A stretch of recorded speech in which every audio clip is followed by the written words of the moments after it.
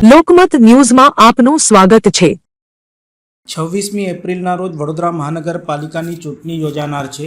11મી April ઉમેદવારોના form ભરવાનો છેલ્લો દિવસ હતો, જ્યારે આજે ઉમેદવારોના ફોર્મની ચકાસણી કરવામાં આવી હતી।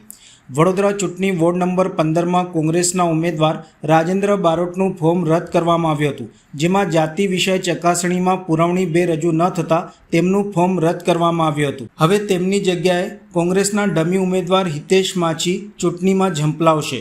કારણ તો છેલ્લા 15 દિવસથી ખબર જ હતી।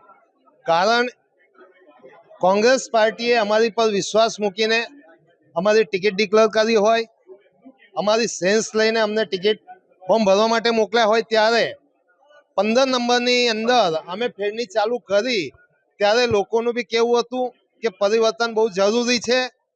અત્યારે અમારી જે આખી પેનલ છે એ નીકળે છે ને અમે તમારા સપોર્ટમાં છે। આ બધું મીડિયામાં આવવાથી 15 નંબરથી જ 15 દિવસથી જ આ પ્રક્રિયા ચાલુ થઈ ગઈ હતી। અને હું લગભગ 45 વર્ષથી આ રોડ પર રહું છું, મત આપતો આવ્યો છું। મને બી ચૂંટણી લડવાનો અધિકાર છે। મેં બી ગામમાં સેવાઓ કરી છે મારા વોર્ડમાં, ક્યોંકિ ત્યાં બી લોકોએ મને કહ્યું છે કે ભાઈ તમે ચૂંટણી લડો। એ જોતા જ મેં આ ફોર્મ ભર્યું હતું, પણ 2 નંબરની પુરવણીમાં મારું નામ પુરવણી રજૂ ના કરી અને મારું ફોર્મ રદ કરવાનું કે સત્તાધારી પક્ષો જે બેઠા છે એ અને ભ્રષ્ટ અધિકારી એમની મિલીભગત દેખાય છે। અને મારું આજે એ લોકોએ પુરવણી 2 રજૂ ના કરવા દીધી અને મારું ફોર્મ રદ થયું છે।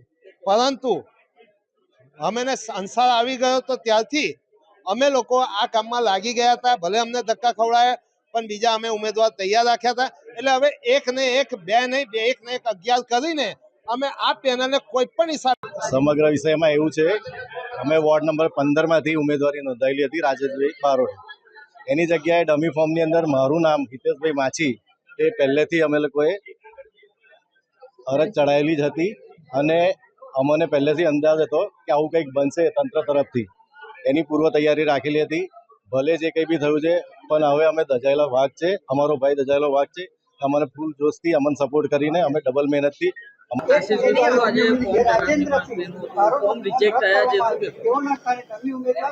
અમને વોર્ડ નંબર 15ના 4 ઉમેદવાર કોંગ્રેસ પાર્ટીના અમે ફોર્મ ભર્યું હતું, ત્યારથી અમને અમારા ચોથા ઉમેદવાર ઓબીસી ઉમેદવાર એવા રાજેન્દ્રભાઈ બારોટ, જેનું ફોર્મ આ લોકો તંત્રના ઇશારે કોઈને કોઈ સત્તાધારી પક્ષને જાણ હતી કે આ ભારતીય જનતા પાર્ટીને બી જાણ હતી કે આ વોર્ડમાં પેનલ મજબૂત છે, એટલે ગમે તેમ કરીને અમારી પેનલને તોડવા હાર ભાંખી ગયેલી ભારતીય જનતા પાર્ટીએ આજે હથકંડો કર્યો છે।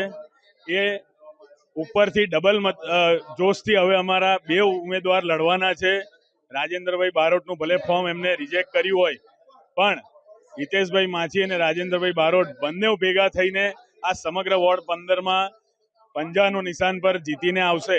અમે ચૂંટણી પ્રક્રિયાની તમામ જે ન્યાયતંત્રની અને ચૂંટણી પ્રક્રિયાની તમામ જે વિગતો છે, જે નિયમો છે, એ પ્રમાણે એમનું ફોર્મ ભર્યું હતું।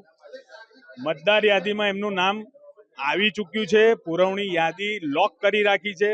એમને એવું કહેવામાં આવતું હતું કે 10મી તારીખે યાદી ખોલીને પુરવણી 2 જાહેર કરીશું, અને જેમાં તમારું નામ છે એના અમે પણ પુરાવા આપ્યા છે કે શહેર વિધાનસભા 141 શહેર વિધાનસભાના 290 નંબરના ભાગ ક્રમાંક અને 934 નંબરથી અમારા ઉમેદવાર રાજેન્દ્રભાઈ નોંધાયેલા છે, પણ તંત્ર દ્વારા એમને સર્ટિફિકેટ નહીં ઇસ્યુ કરીને પુરવણી યાદી નંબર 2 પણ નહીં ઇસ્યુ કરીને જાણી જોઈને આ ફોર્મ રદ કર્યું છે।